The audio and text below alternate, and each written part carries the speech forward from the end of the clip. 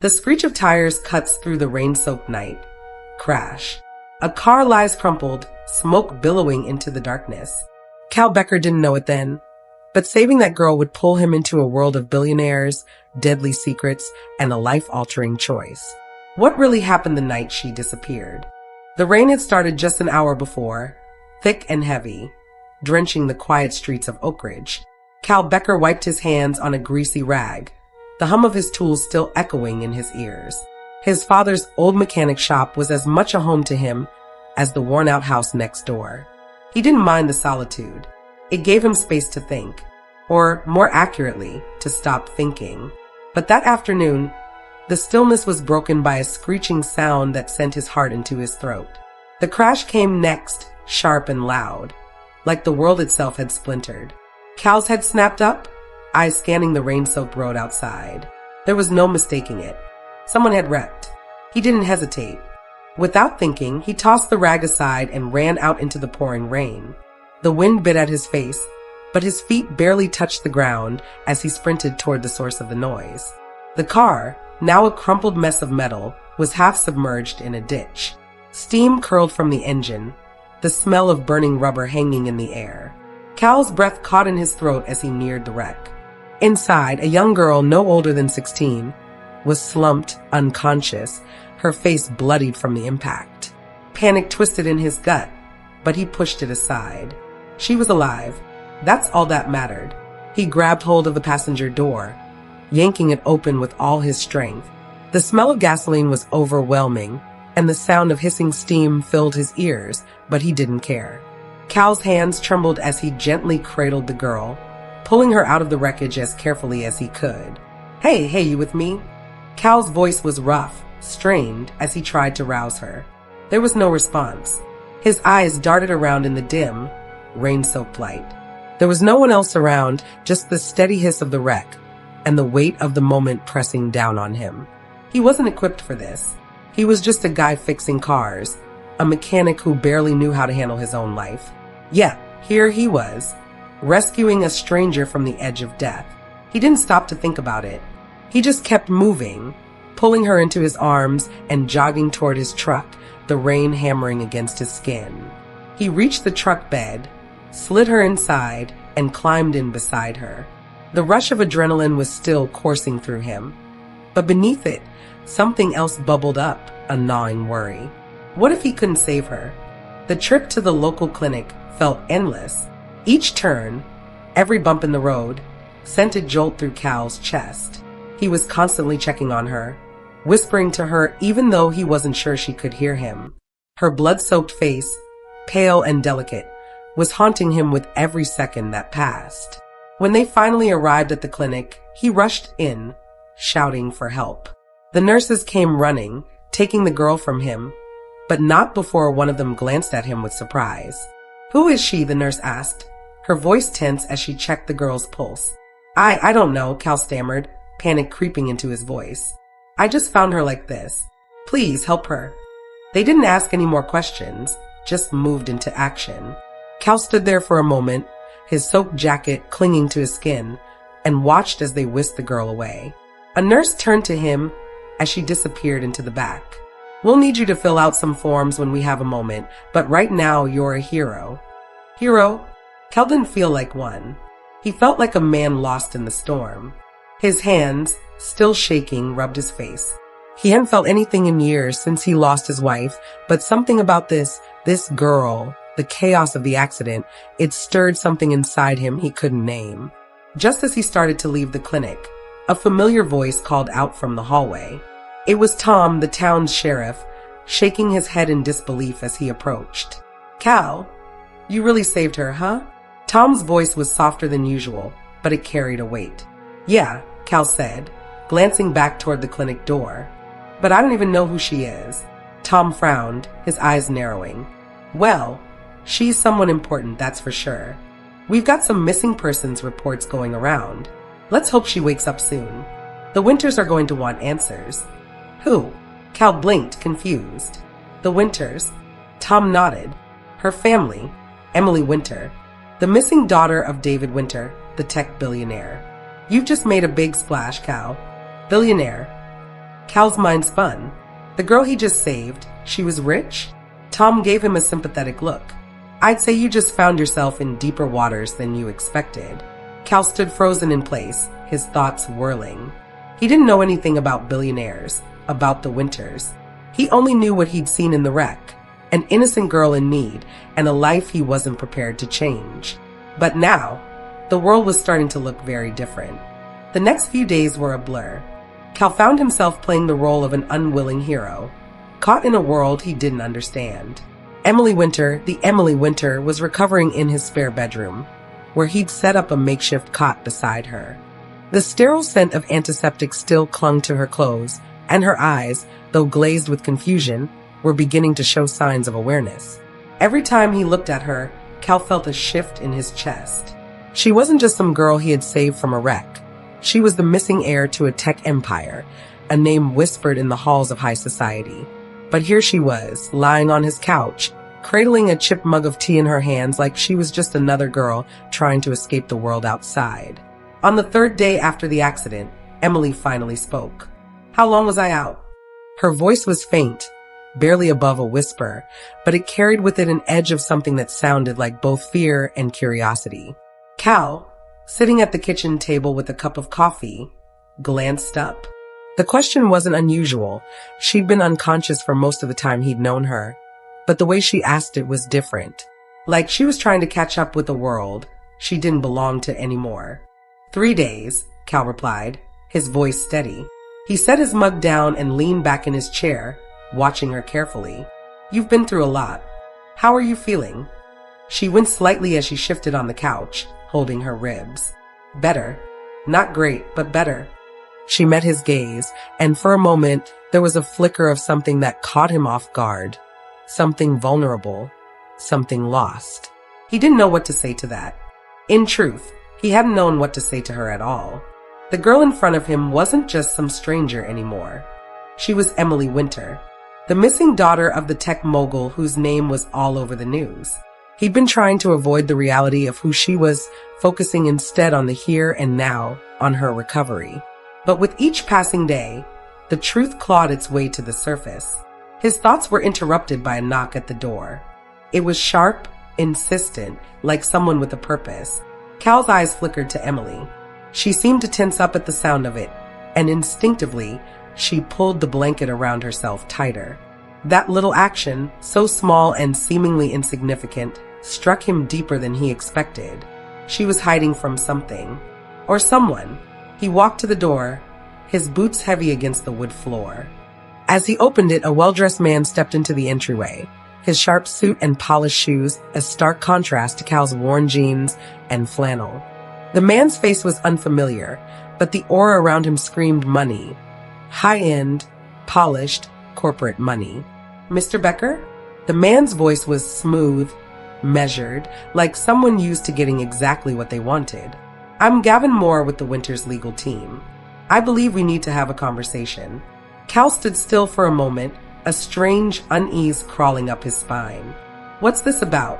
Gavin's gaze was calculating, flicking past Cal and toward the dimly lit living room, where Emily was watching them closely.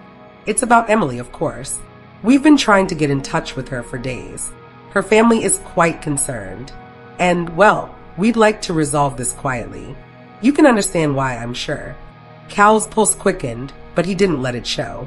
He could feel Emily's presence in the room, her eyes on him like a weight pressing down on his chest. This was it, the moment when everything would change. Before he could respond, Gavin stepped forward, lowering his voice. We're prepared to offer you a substantial sum for your cooperation. We can ensure that Emily gets the care she needs. You wouldn't have to worry about anything. The offer was tempting, too tempting, but something about it didn't sit right with Cal. He was just a mechanic. This wasn't his world. Cooperation. Cal repeated, trying to keep his voice steady. You want me to just hand her over? Gavin's smile was tight, almost imperceptible. I think you misunderstand, Mr. Becker. This is about protecting both of you. It's in everyone's best interest. You're a good man, a hero really, but the Winters can provide a better future for you, I'm sure. The weight of the words hung in the air. Cal didn't answer right away. His mind raced. money, power, a better life for himself. But at what cost? Emily's voice cut through the tension. "I'm not going back," she said, her words quiet but firm. Her face was pale, but there was a fire in her eyes that Cal hadn't seen before. "I can't go back to that life. You don't know what it's like." Gavin didn't flinch at her response. "Emily, you don't understand. You're a part of something much bigger than you think. And you don't have a choice in this." Cal turned to her, his gaze softening as he saw the fear in her eyes. What was she running from? And why had it made her so afraid of returning home? The man's smile slipped a little and he stepped back, clearly sensing that this wasn't going as planned. "We'll be in touch," he said, his voice cold now. "I'd advise you to think this through carefully, Mr. Becker. The Winters don't take kindly to defiance." With that, he turned and walked away, leaving Cal standing at the door, feeling the weight of the decision ahead. Emily's future and his own were tangled in a web he wasn't prepared to unravel. As the door closed behind him, Cal glanced back at Emily. Her face was pale, her eyes wide with the kind of fear that only came from a life you were desperate to escape. "You don't have to go back," Cal said quietly, though he wasn't sure whether he was speaking to her or to himself.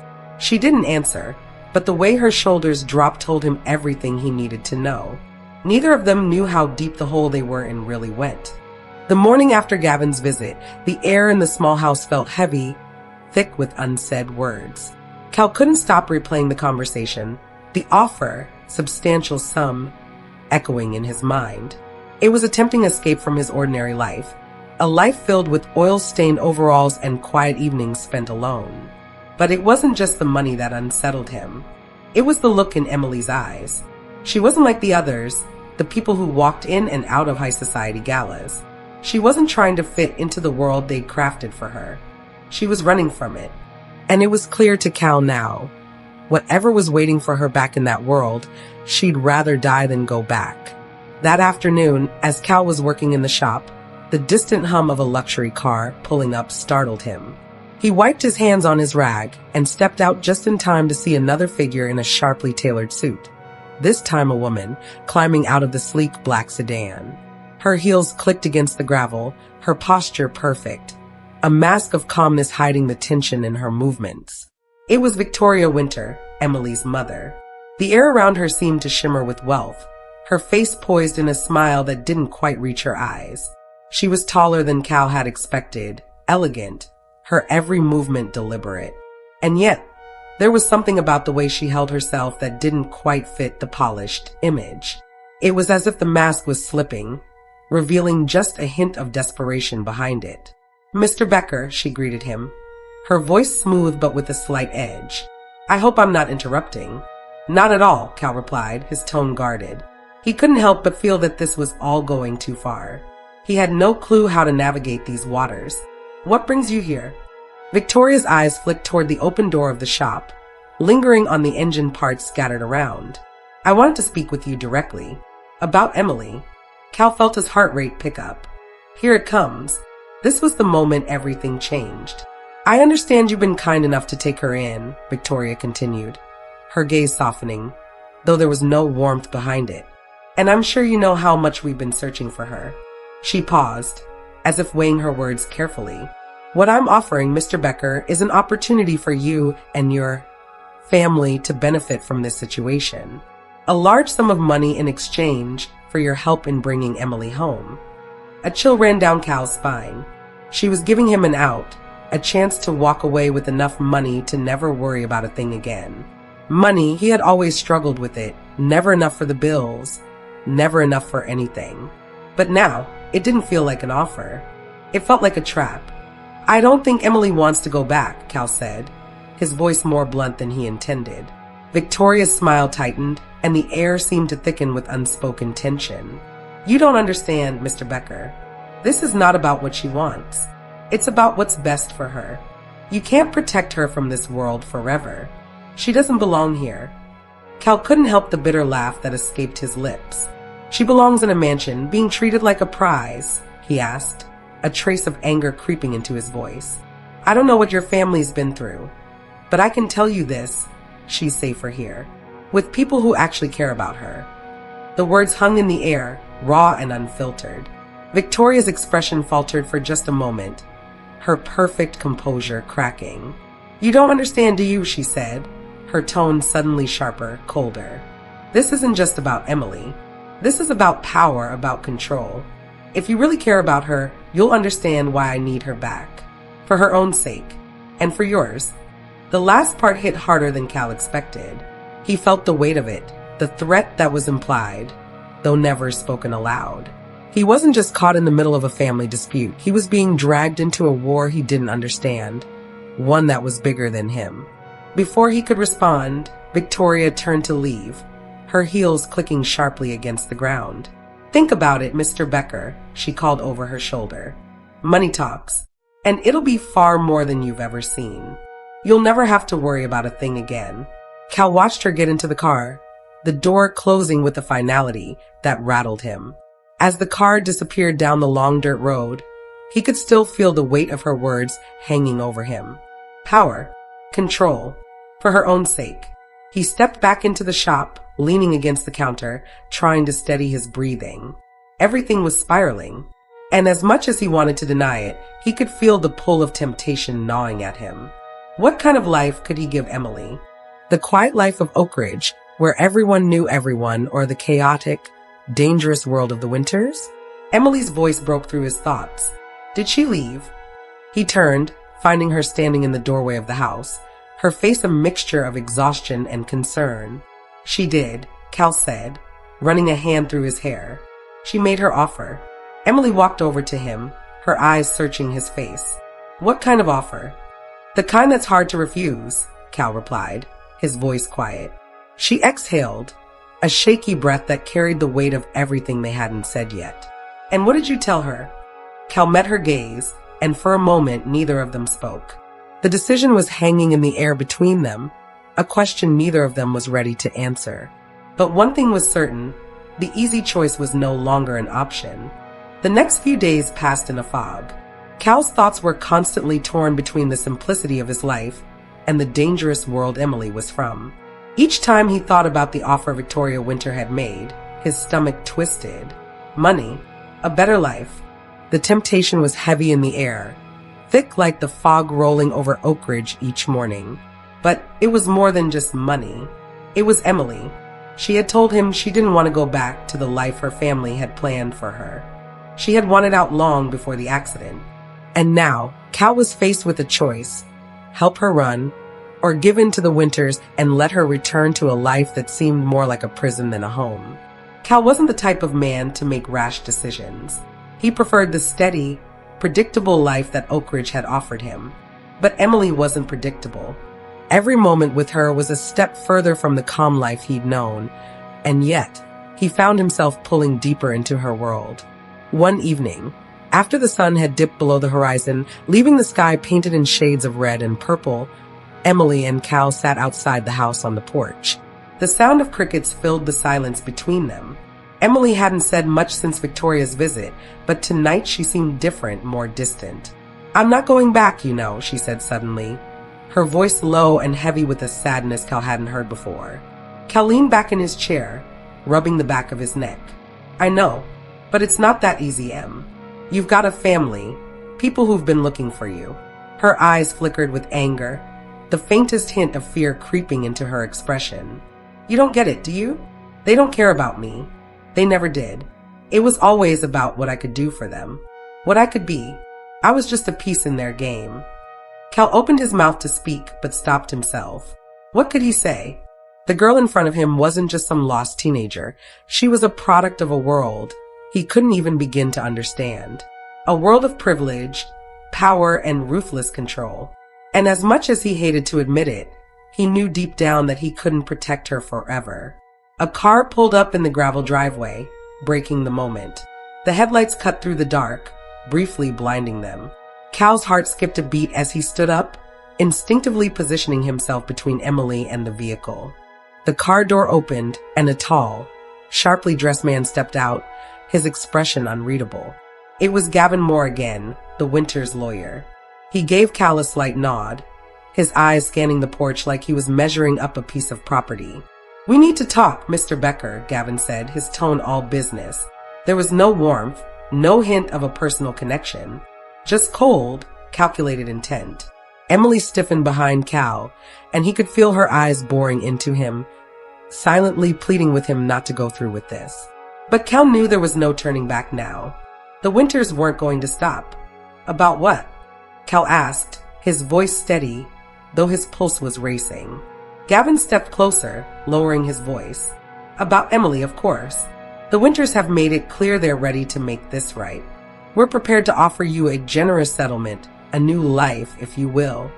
He emphasized the last part, his eyes glinting in the dark, watching Cal closely. Emily's breath caught behind him, and her hand rested lightly on his arm, a silent plea for him not to do it. I've already told you, Cal said, his voice firmer now. She's not going back. This is her choice. Gavin's smile didn't reach his eyes. Is it, Mr. Becker? You really think that? You think she can just disappear? This isn't some small-town game. The Winters don't lose. Cal's jaw tightened. I'm not interested in your money, Gavin. She doesn't belong with you. There was a long pause. Then Gavin's smile slipped into something colder. You may not have a choice, Mr. Becker. The Winters aren't a family you walk away from. Not when they have everything to lose. Not when they're in control. The words hit like a slap. Cal stood frozen, his mind reeling.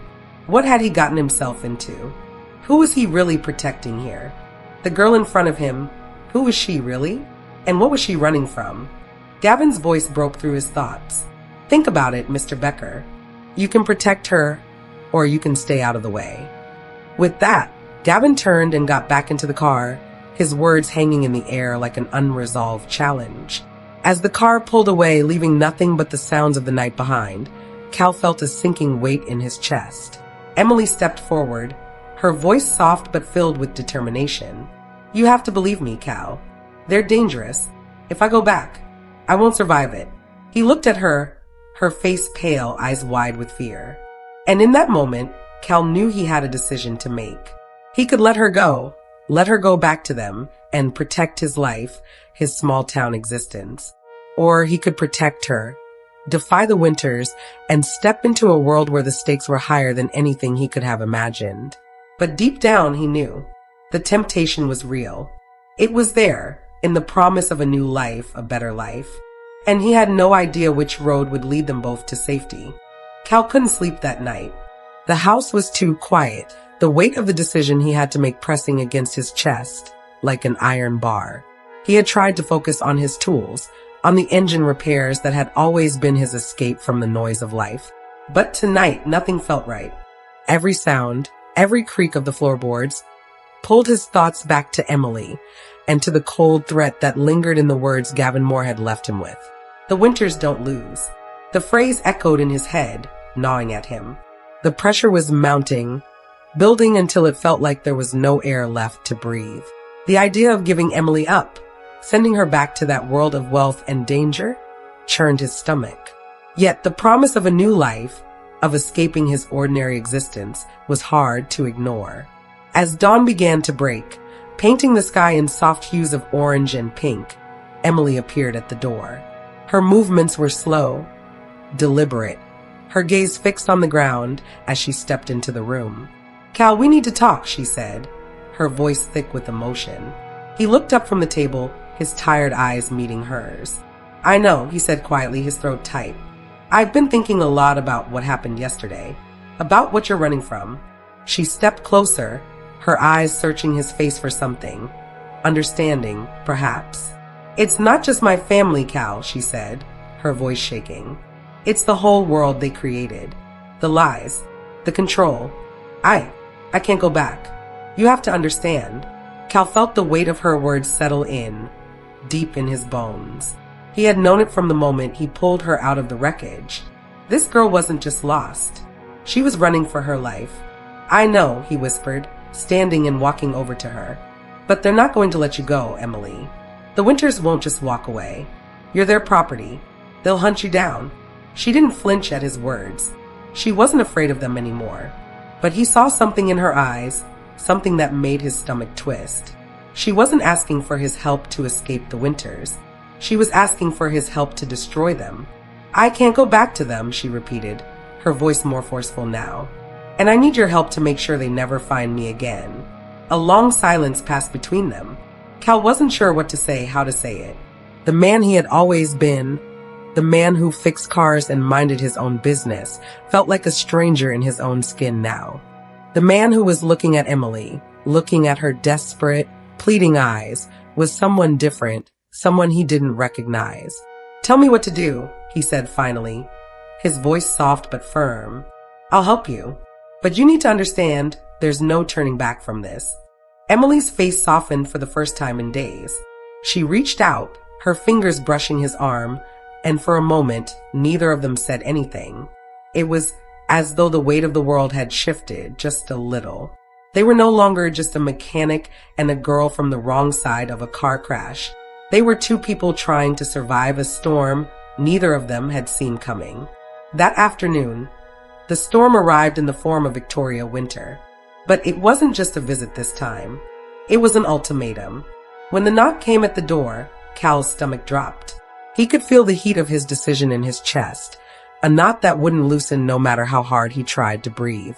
Victoria was standing there, her perfect, poised exterior still intact, but there was something different about her now. The edges of her calm were fraying, and Cal could see it. She wasn't here to negotiate anymore. "I've been patient, Mr. Becker," she said, her voice sharp as she stepped inside without waiting for an invitation. "But you're making a mistake." Cal didn't flinch. "I'm not giving her back to you." Victoria's eyes narrowed, her jaw clenching. "You think you're making the right choice, but you have no idea what you're up against. You have no idea what you've started." He didn't say anything. He didn't need to. There was no more negotiation. She had shown her cards, and he had made his move. "You don't understand, do you?" she continued, her voice cold now, almost hollow. "The Winters don't lose, Mr. Becker, and you can't protect her from everything. The truth will come out one way or another." "Maybe it's time someone stopped protecting you," Cal shot back, stepping closer, his chest tightening with the adrenaline of defiance. The words hung in the air, tense and fragile, like a storm about to break. Victoria's eyes flicked to Emily, standing just behind Cal, her face set in defiance. "You have no idea what you're dealing with," Victoria spat. "And when this is over, you'll regret it." Cal stood his ground. "We'll see about that." Victoria turned on her heel, her heels clicking sharply against the floor. Before she left, she gave one last cold glance over her shoulder. "You'll regret this, Mr. Becker. You will." As the door slammed behind her, Emily stepped forward, her face pale but resolute. "We can't go back, Cal. Not now." Cal exhaled slowly, his fists clenched. I know. But the weight of the decision was sinking in. He had crossed a line now, and there was no turning back. The weight of the choice was suffocating. Cal stood at the edge of a precipice, staring down into a storm he wasn't sure he could weather. Emily's future, his future, everything was tangled in a mess of lies, threats, and broken promises. The silence between them felt deafening, even as the town outside seemed to go about its business, unaware of the storm brewing on the horizon. For the next few days, the tension in the house grew unbearable. Every conversation felt like it was about to break into something bigger.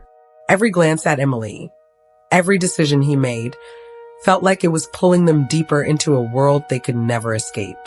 It was late one night after Emily had gone to bed, when Cal found himself in the shop again, working on an old engine like he had countless times before. But tonight, the familiar rhythm of turning wrenches and wiping down tools didn't soothe him. His mind was elsewhere, caught between the life he had known and the one that was about to consume him. Suddenly, the sound of footsteps behind him broke the silence. He didn't need to turn around to know who it was. "I think it's time we talked," Emily said quietly, her voice uncharacteristically soft, as though she was afraid of breaking something fragile. "You know what's coming, right?"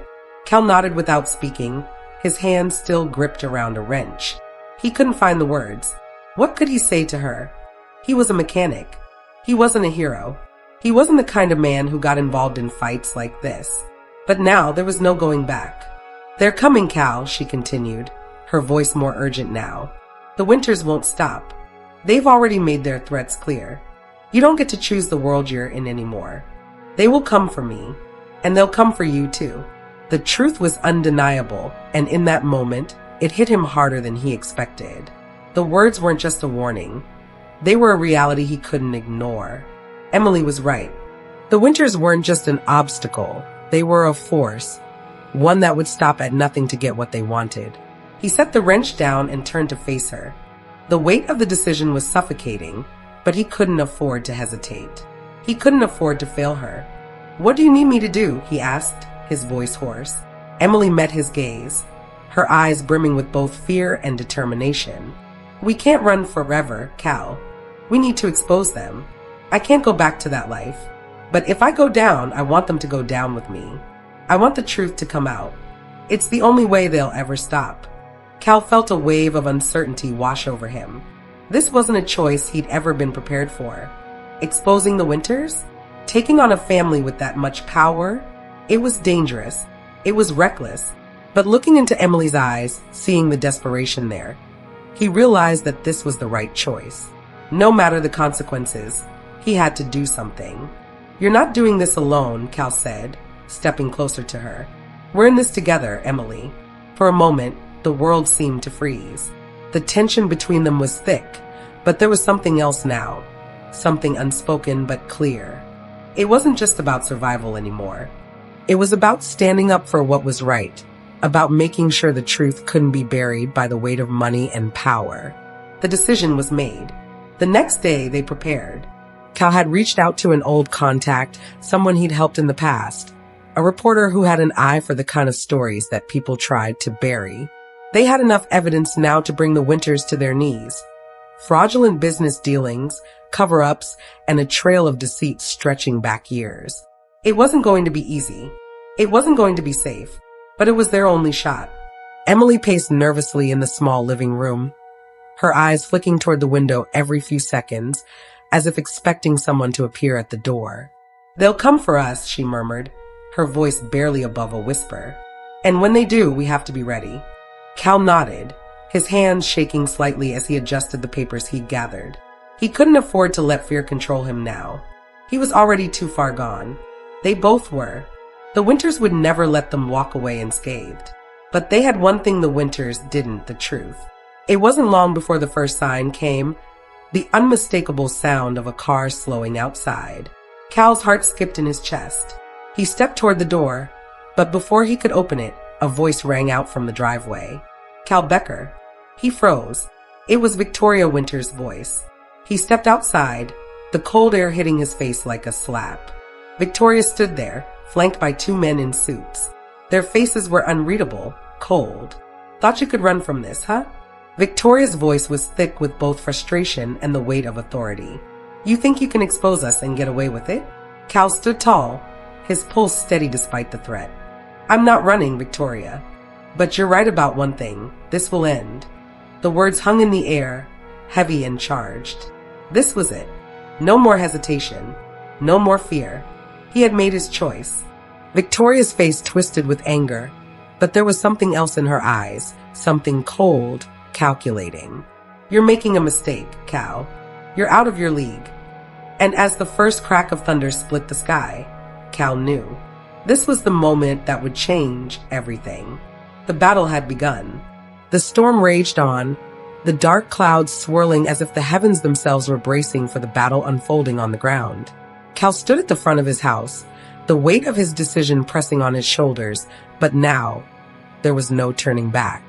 The Winters had made their move, and now it was time for him to make his. Victoria Winter's cold eyes scanned him, but Cal didn't flinch.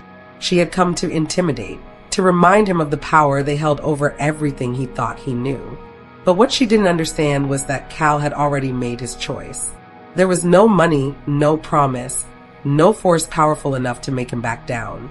"Your game is over, Victoria," Cal said, his voice steady, though his hands trembled slightly. "You can't buy the truth. You can't cover it up anymore." Victoria's lips curled into a thin smile, but there was no warmth in it, only a chilling resolve. "You think you've won? You really don't understand what you're dealing with. You've crossed the line and you'll regret it." She motioned to the men behind her, who began to step forward. But Cal stood firm. He had something they couldn't take from him. He had the truth. And he had Emily, someone who had found the strength to fight back against the life she had been trapped in for so long. You don't get it.